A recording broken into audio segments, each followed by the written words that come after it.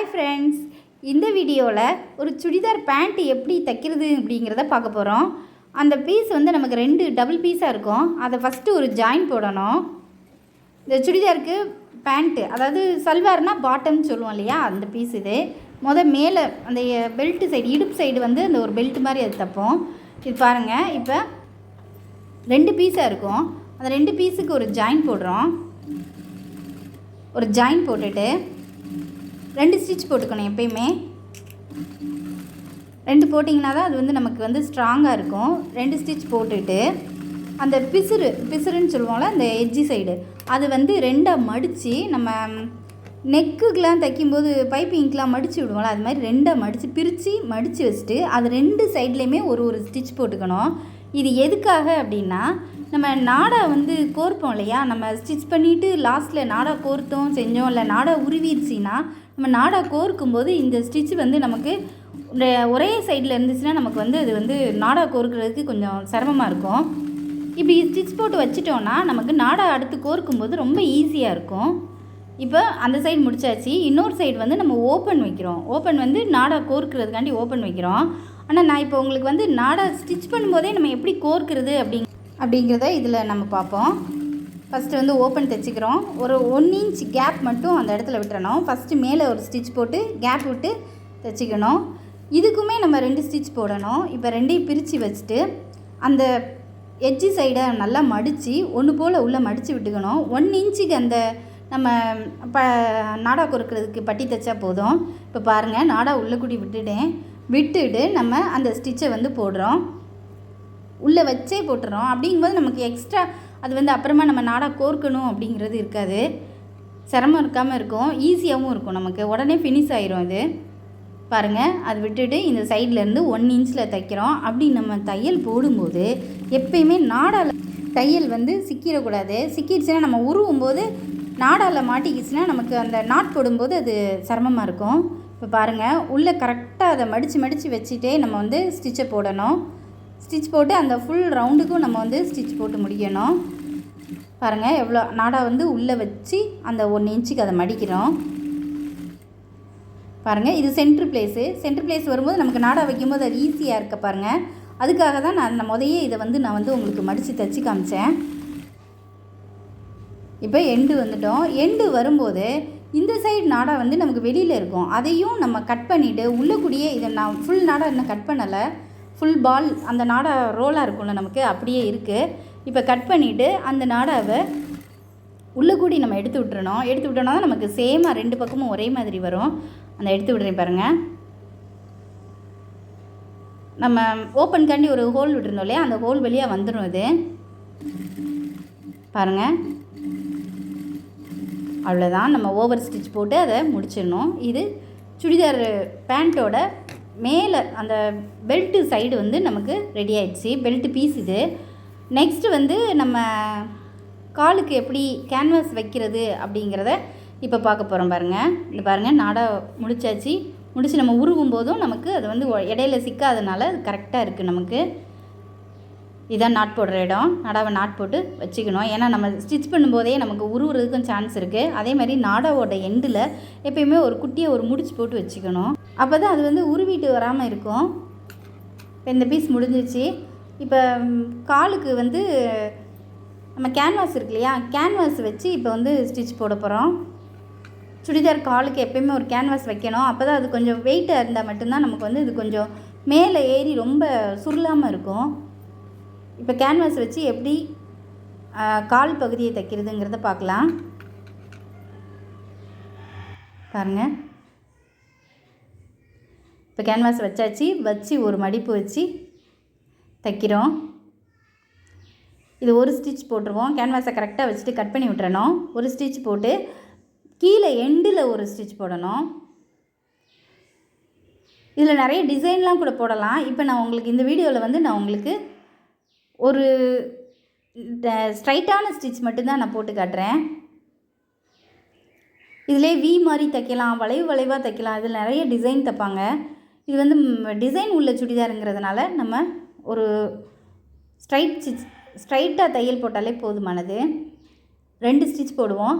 மேலே double stitch வரும், கீழே டபுள் ஸ்டிச் வரும். அப்படிங்கும்போது உங்களுக்கு 4 ஸ்டிச் ஆயிரும் அந்த இடத்துல. இதுவே நமக்கு நல்ல வெயிட்டாக தான் தெரியும்.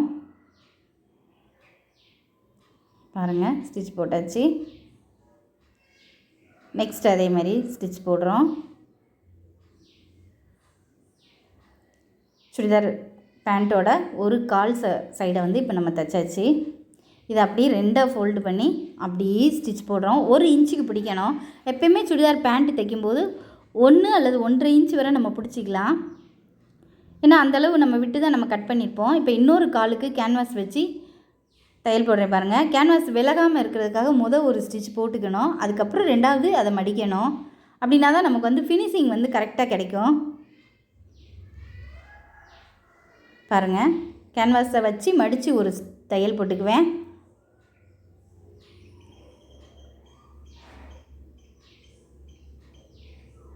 அதுக்கப்புறம் இது 2ஐயும் மடித்து ஒரு தையல் போடுவோம். அந்த காலுக்கு எப்படி போட்டோமோ அதே மாதிரி இதுலேயுமே அந்த இதில் போட்ட மாதிரியே 4 ஸ்டிச் போட்டுறணும். இப்போ பாருங்கள், 2 போட்டாச்சு. இப்போ 3வது போடுறோம்.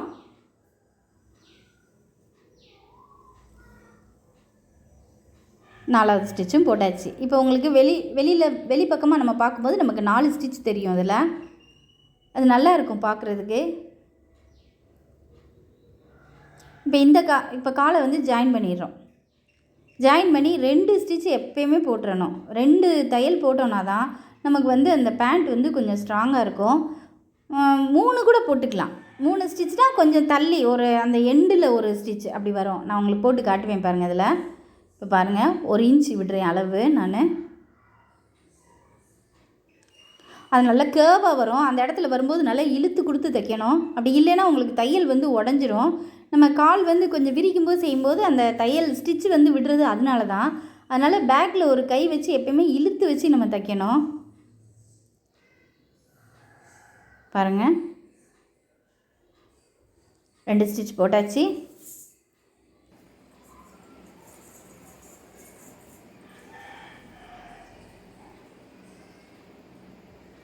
இப்போ இன்னொரு கால் அதையுமே நம்ம வந்து இப்போ ஸ்டிச் போடுறோம். அதே மாதிரியே டபுள் ஸ்டிச் தான். சுடிதாரோ பேண்ட்டோ டாப்ஸோ நம்ம எப்போ தைச்சோனாலும் 2 ஸ்டிச் கண்டிப்பாக போட்டுறணும். கை ஜாயிண்ட்டு, ஷோல்டரு எல்லாத்துக்குமே நம்ம 2 ஸ்டிச் போடுறது கொஞ்சம் ஸ்ட்ராங்காக இருக்கும், ஃபினிஷிங்காகவும் தெரியும். பாருங்கள், 2வது ஸ்டிச் போடுறேன்.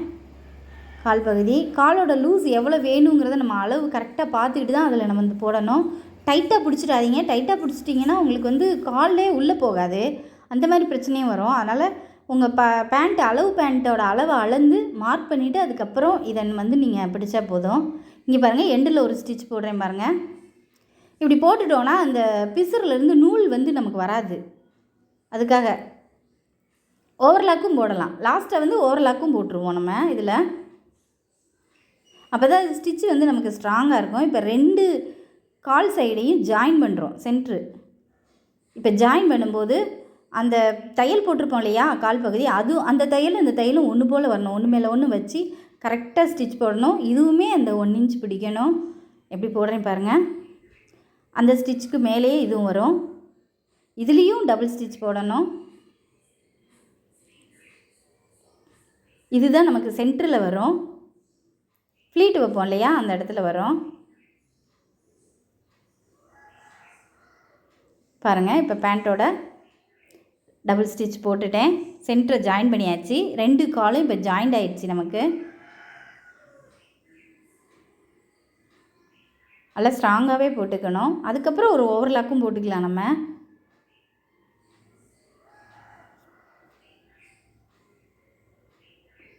பாருங்கள், எப்போயுமே சுடிதார் பேண்ட்டு இப்போ அந்த மேலே ஒரு நாடா கோர்த்து ஒரு பீஸ் தைச்சோம் இல்லையா, அதையும் இதையும் ஒன்று போல் ஸ்டிச் வந்து சென்ட்ரு ஸ்டிச் ஒரே மாதிரி வர்ற மாதிரி வச்சு தையல் போடுறோம். இப்போது சின்னதாக ஃப்ளீட்ஸ் வைக்கிறோம். அப்போ தான் நமக்கு வந்து பேண்ட்டு வந்து கொஞ்சம் லூஸ் கிடைக்கும். நம்ம உட்காரும்போதோ குனியும் போதோ பேண்ட் வந்து டைட்டாக இழுக்காது. அதுக்காக ஃப்ரண்ட் சைடில் இந்த சைடு ஒரு 3 ஃப்ளீட்டு அல்லது 4 ஃப்ளீட்டு, பேக்கில் மொத்தமாக ஒரு 6 ஃப்ளீட்டு நம்ம வச்சாலே போதுமானது. அது எக்ஸ்ட்ராவே நம்ம கட் பண்ணும்போதே விட்டு தான் கட் பண்ணியிருப்போம்.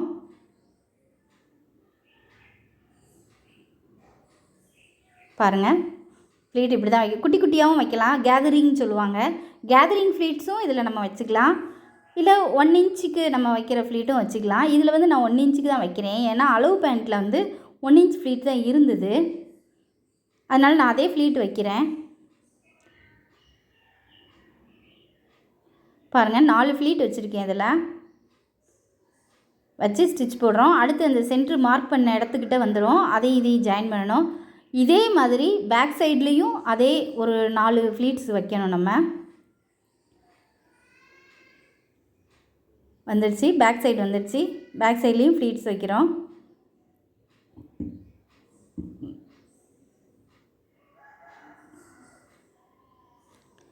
அவ்வளோதான். ஃப்ளீட்ஸ் வந்து நம்ம ஒரு ஃப்ளீட்டுக்கும் ஒரு 3/4 இன்ச் அளவு இருந்தால் போதும். நம்ம வந்து ஃப்ளீட் வைக்கணும். சுடிதார் பேண்ட்டு, டாப்ஸு எல்லாமே தைக்கிறது ரொம்ப ஈஸி தான். நீங்கள் இதை கற்றுக்கிட்டிங்கன்னா ரொம்ப ரொம்ப ஈஸி.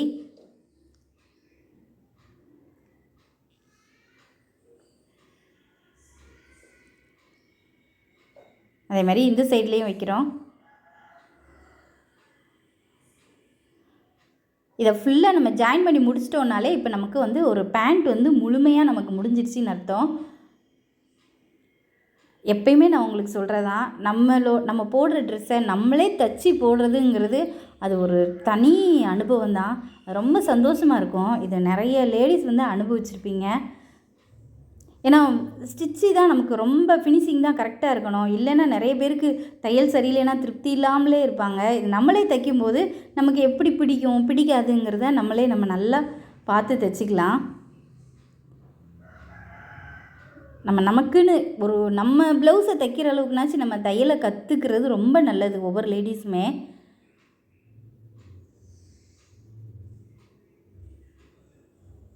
பாருங்கள், அவ்வளோதான். இதுலேயும் அதே மாதிரி டபுள் ஸ்டிச் வந்துடும்.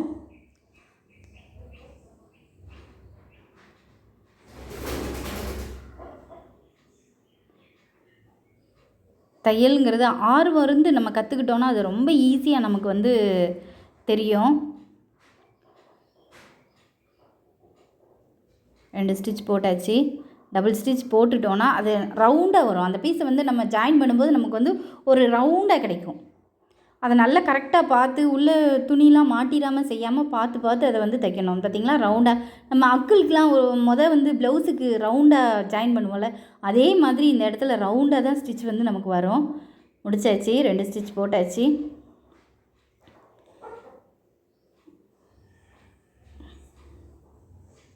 இப்போ பாருங்கள், பேண்ட் வந்து நமக்கு ரெடி ஆயிடுச்சு. அதை அப்படியே நான் உங்களுக்கு மடித்து காட்டுறேன் பாருங்கள். சுடிதார் பேண்ட் தைக்கிறது ரொம்ப ஈஸிங்கிறத இப்போ நீங்கள் இந்த வீடியோ பார்த்து தெரிஞ்சுருப்பீங்க.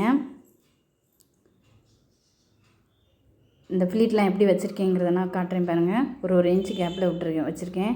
இந்த பக்கம் 3 ஃப்ளீட்டு, அந்த பக்கம் 3 ஃப்ளீட் வச்சுருக்கேன். எல்லா ஃப்ளீட்டுமே ஒரே மாதிரி கேப் விட்டு வச்சுக்கணும். ஃப்ரண்ட்லேயும் பேக்லேயுமே இந்த ஃப்ளீட் வந்து நமக்கு வரும். பாருங்கள், பேக்லேயும் ஃப்ளீட் வச்சாச்சு. இப்போ அதை அப்படியே உங்களுக்கு நான் மடித்து காட்டுறேன் பாருங்கள். சுடிதார் பேண்ட்டு முடிஞ்சிருச்சு, அதை மடித்து வச்சாச்சு. இதை நான் உங்களுக்கு நல்லா விரித்து எப்படி அப்போ பேண்ட் எப்படி ஃபுல்லாக நமக்கு வந்திருக்கு அப்படிங்கிறத நான் உங்களுக்கு காட்டுறேன். இது மிஷினில் வந்து ஃபுல்லாக விரித்து போட முடியாது, அதனால் இங்கே பாருங்கள், டேபிளில் போட்டாச்சு. இதுதான் பேண்ட்டு. ஃபுல்லாக நம்ம மடித்து இது வந்து பேண்ட் வந்து நம்ம ஃபினிஷிங் ஃபுல் ரெடி ஆயிடுச்சு. இந்த சுடிதார் பேண்ட்டு தைச்சதில் உங்களுக்கு என்ன டவுட் வந்ததுனாலும் நீங்கள் தாராளமாக என்கிட்ட கமெண்ட்டில் கேட்கலாம். தேங்க்யூ.